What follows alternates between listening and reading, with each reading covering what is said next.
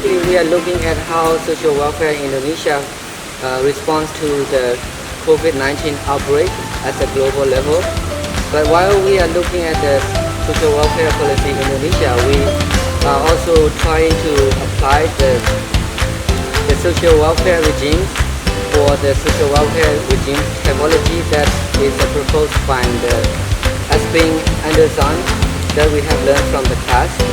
So it is known as the liberal, conservative, and the social democratic welfare regime. Hi, my name is Samya and I'm going to talk about background information of Indonesia welfare state. I'm Chabruk and I'm going to talk about the development of the social welfare in Indonesia. My name is Nachizucha and I will be talking about the emergency law and regulation of social protection for COVID-19 in Indonesia. Hello, my name is Darling. For me, I will do the production part.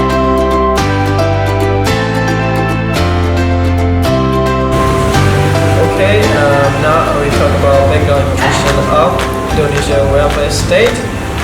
When we talk about welfare state, it means that to fulfill the need of citizen and also to help citizen economically.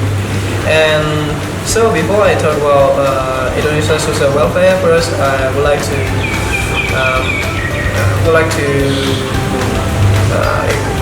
give the name of one former president, who is called Sukarno. Sukarno is ruling the country starting from 1945 to 1967. He's ruling the country for 22 years. His idea is to support the democracy and also to against the military government. So, but doing he ruled the country for 22 years and it's failed. So in 1967, the Suharto is decided to rule the country from 1967 to 1998. During his ruling the country, he is very committed. He is against democracy, and he see that Indonesia is not sure with the democracy, and because we cannot follow like the Western country. So during he ruled the country, there are many inequality between rich and poor, and so there are many things about social conflict and also economic crisis. In fact, during the Suharto military regime, there are so many corruption among the government officials. Actually, in law number 11 in 1969, in Indonesia, government already passed a law for social welfare, which is to help the people. But after 1998, the Indonesia government started to provide the welfare again in many different factors. However, it's just reacting to the economic crisis during the Suharto military regime time. So it doesn't go as systematically. Therefore, we can say that Indonesia is still having social welfare problem, and they are still in the process of developing their welfare social system. So after 1998, Indonesia started to change their welfare state, and especially to develop the welfare state. And so the government is like the government provide both local and national level. In national level, the government provide kind of like citizen health and insurance and health insurance for the poor, and also school operational and rights for the poor people, and lastly the right finance aid. For example, like sometimes is some kind of disaster cost, then the government will take action and help the people in emergency case. And in local level, the Indonesia government provide education and also health and also local economic. So these are kind of a new kind of social welfare state. Therefore, after 1998, the Indonesia starting to change into democracy again, and during at that time when Indonesia turning into democracy, then he developed many kind of welfare system. As my friend has already talked about the social welfare background in Indonesia, so for me I will talk about the development of the social welfare in Indonesia. Before we discuss about the Indonesia government to respond to the COVID-19, first, it is very important to understand about the development of the social welfare in Indonesia. So, the term social welfare in Indonesia we can find in the law number 11 of 2009. So this law was adopted by the Indonesia government in 2009, and this is one of the most recent development policy that express the aims of a welfare state in Indonesia. Law number 11 of 2009 is a new social contract in Indonesia, and the aims of this law is to provide more operational legal framework for the social welfare in Indonesia. There are two kind of meaning contained in this law. First, it to fulfill the material, spiritual, and social needs of citizens in Indonesia. The second meaning is to implement in the forms of social services, including of the social rehabilitation, social security, and social empowerment, and social protection. So the main target or benefit of this social welfare is for the poor and vulnerable people. For example, like homeless people, street children, child labor, and migrant workers. So in Indonesia, there are many different social welfare programs, and they also focus in different target people. So here I have a graph to show you about the protecting poor and vulnerable household in Indonesia. So in this graph, we can see the rescue is the largest program. Its main is to protect household from food insecurity. Also here we also see the BSM and Texmas. These two is the second largest program, and its aim is to provide income and no-cost healthcare services for the poor people in Indonesia. So in this graph, it's shown that the majority of the social assistance goes into the income relief for the poor and vulnerable household in Indonesia. To make it more clear about how social welfare in Indonesia practiced in the real situation, we would like to show you about video short clip related to the social welfare system in Indonesia. President Joko Widodo has distributed thousands of social welfare cards to the poor and handicapped on a working visit to Malang in East Java.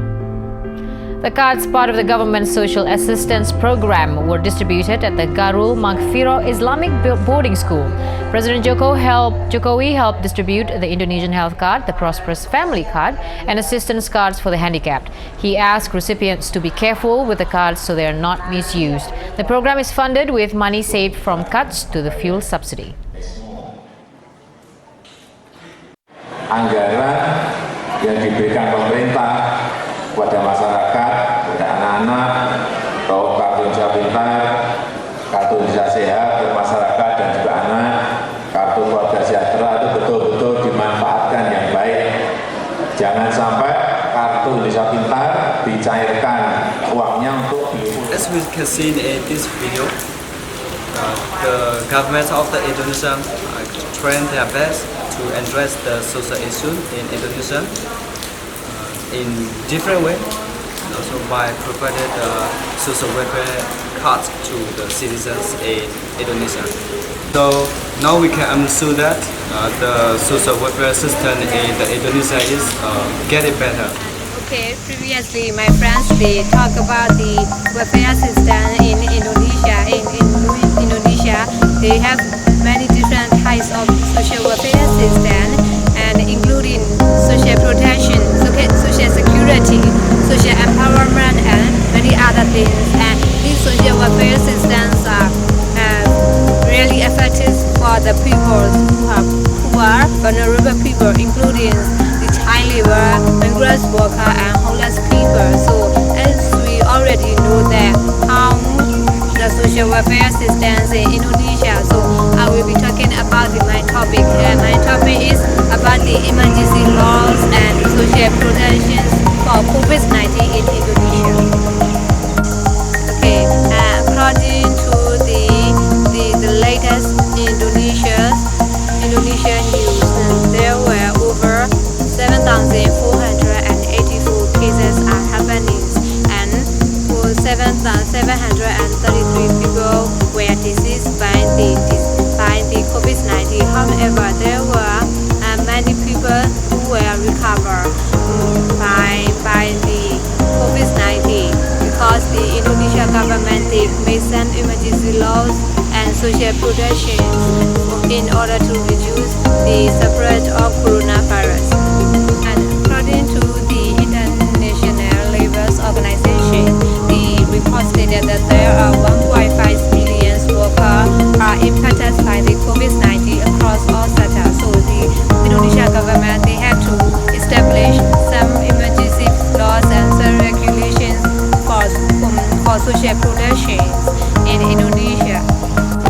And the Indonesia government they made some regulations of social protection, such as the restrictions on traveling, such as the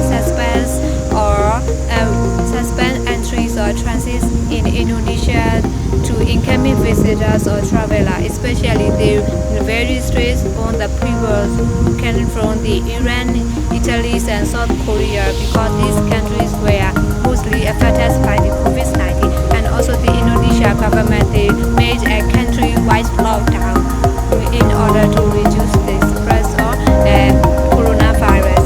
And also people who come back from the different countries, they also have to follow the health quarantine laws, and also the government they have some social limitations, such as social distancing, like people they have to stay away from 5 feet from each other, and also they have to close school and workplaces, as well as restrict any social activity and religious activity in certain areas in Indonesia.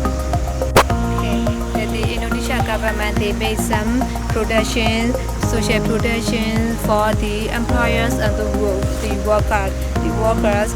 For the employers and workers, the government they provide the technical assistance, like they provide the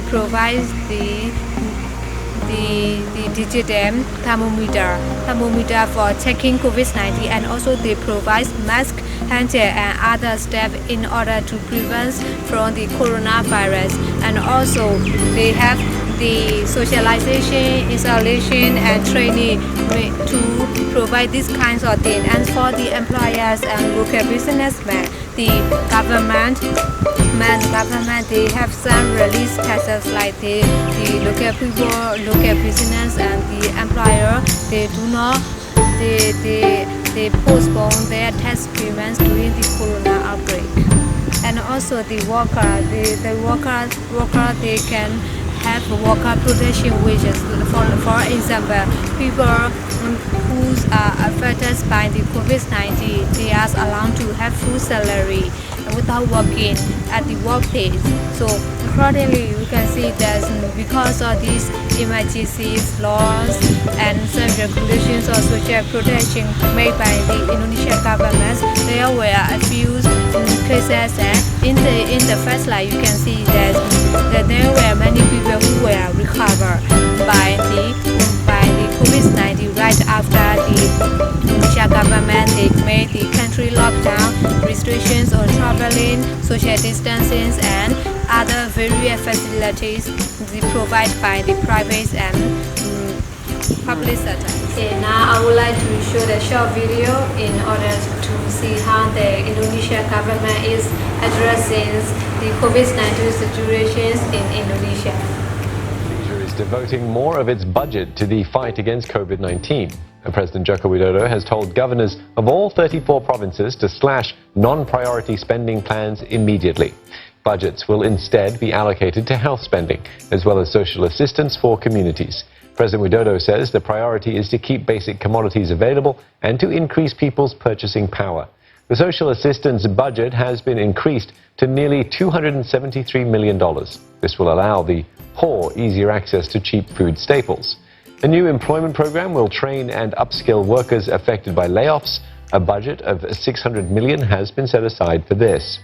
The program is expected to benefit some 2 million people.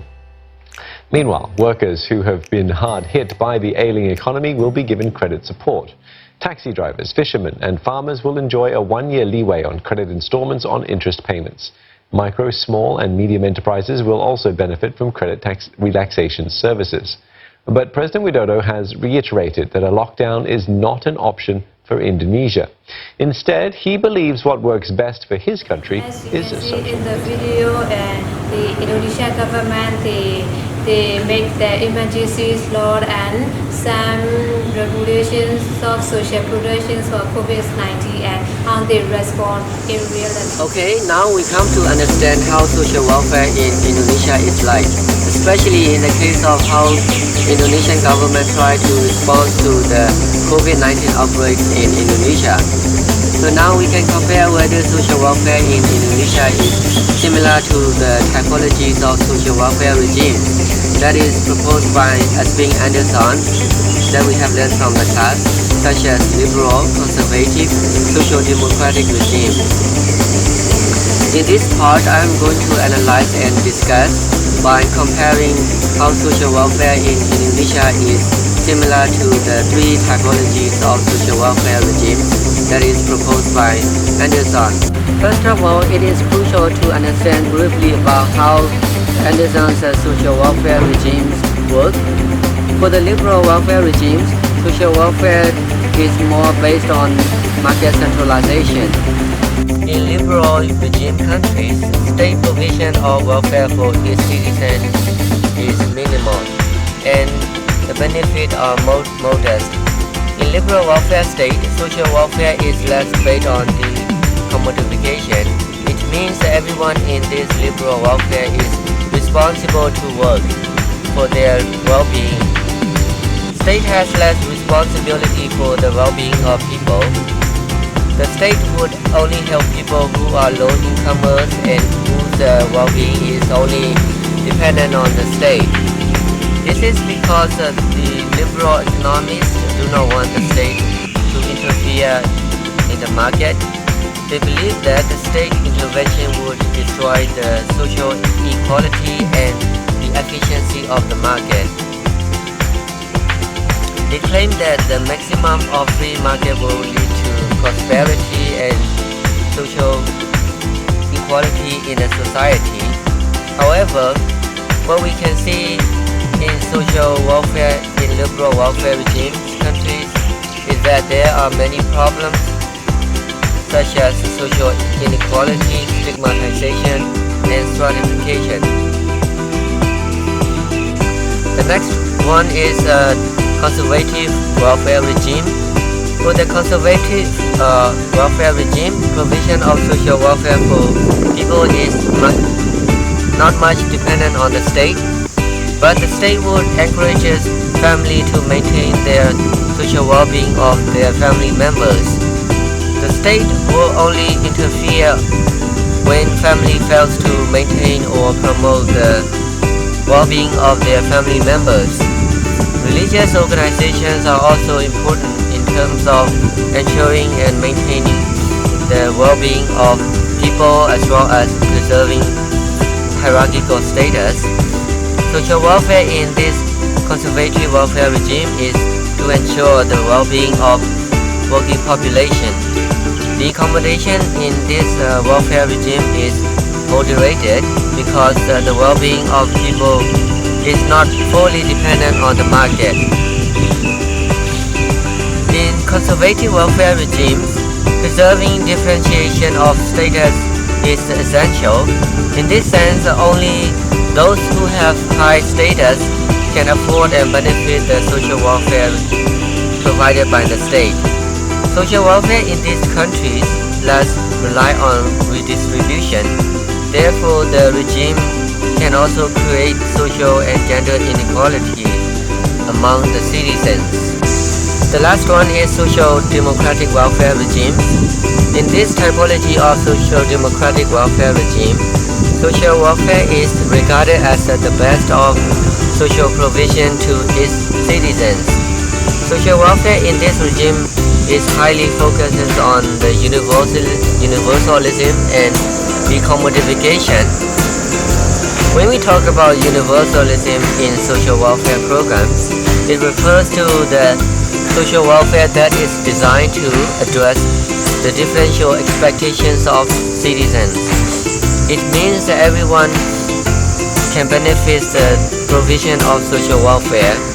It is claimed that this social welfare regime is the most emancipatory and economically efficient. This is because the social welfare focuses not only on economics but also the family well-being. It also eradicates poverty, unemployment, complete wage dependency. This welfare state also increases political capacities and diminishes social divisions that are barriers to political unity among workers and citizens. In this welfare state, social welfare for people are solely dependent on the state. The state is responsible for the well-being of people equally and effectively. But citizens in these welfare regime countries are also expected to pay high tax as well in order to benefit from social welfare provision by the state. After understanding Andersen's three typologies of social welfare regimes, we can now come to look at how some elements of those typologies are similar to social welfare types in Indonesia.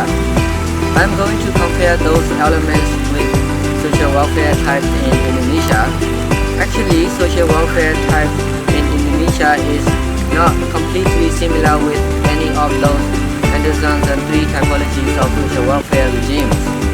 However, there are many elements that are included in three typologies are similar to social welfare types in Indonesia.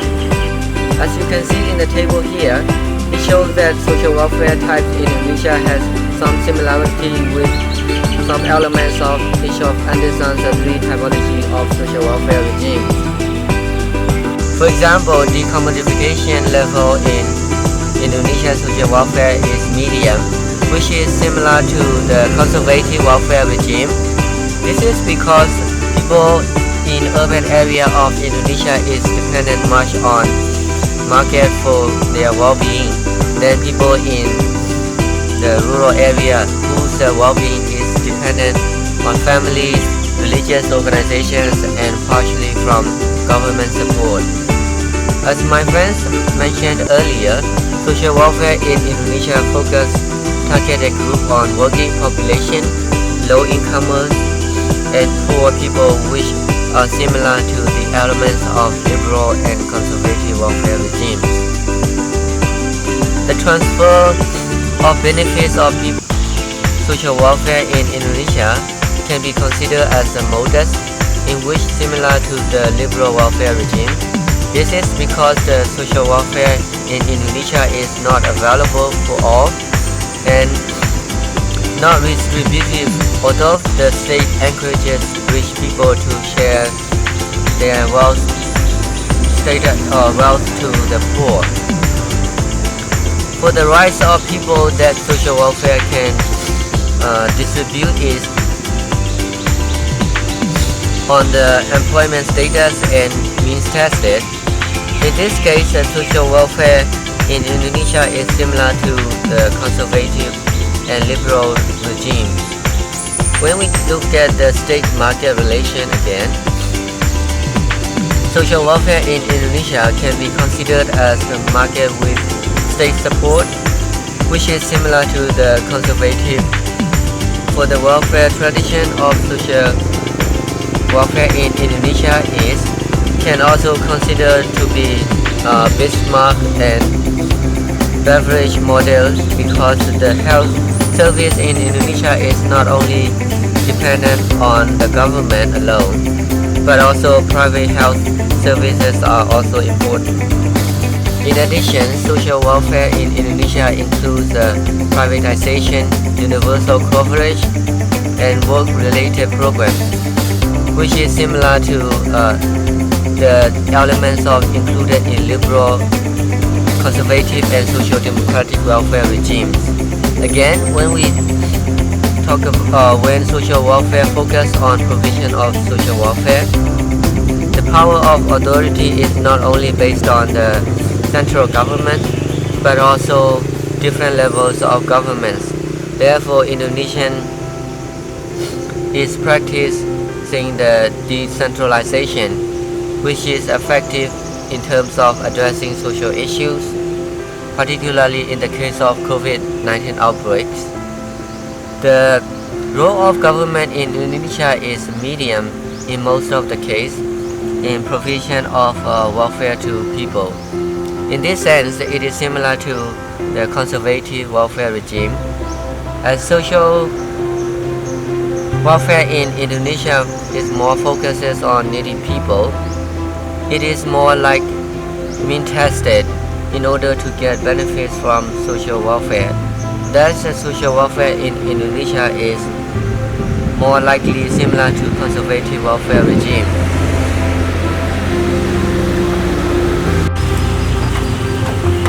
So we can assume that social welfare types in Indonesia has a lot of similarities with the elements of those Andersen's three typologies of social welfare regimes, especially liberal and conservative welfare regime, but less similarity with the social democratic welfare regime. Then, if it is true that social democratic welfare regime is the best, Indonesian social welfare needs to improve more in order to be inclusive and be effective. Now I'm going to do the conclusion part.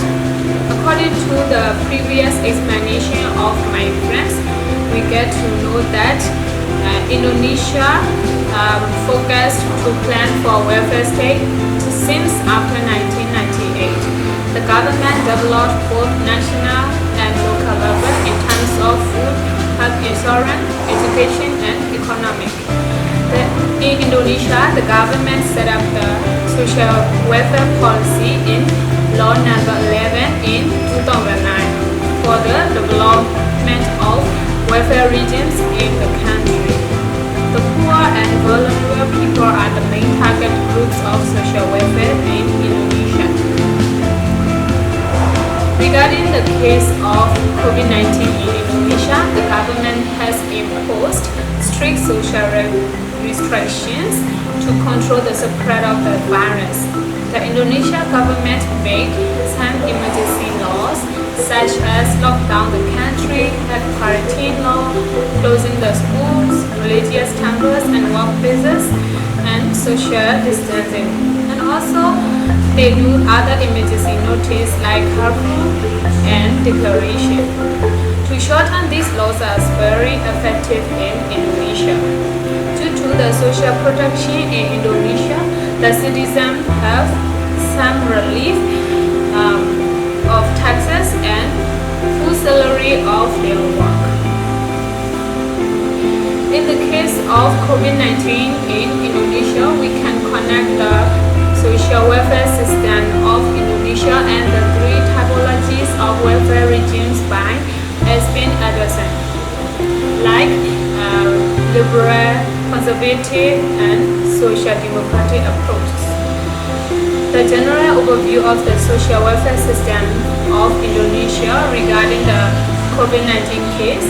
The solutions for COVID-19 cases are improved because the new cases are significantly decreased day by day, and the death is also less than the recoveries.